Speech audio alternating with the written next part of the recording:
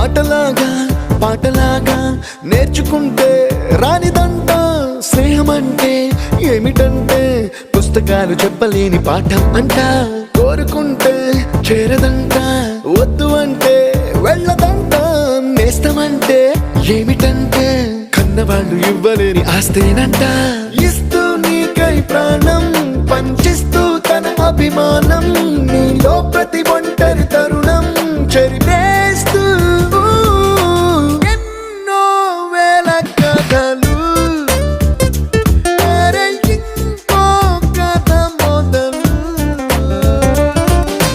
छोटी छोटी छोटी छोटी छोटी छोटी बातें छोटी छोटी बातें बातें मीठी मीठी मीठी मीठी मीठी मीठी यादें मीठी मीठी यादें यादें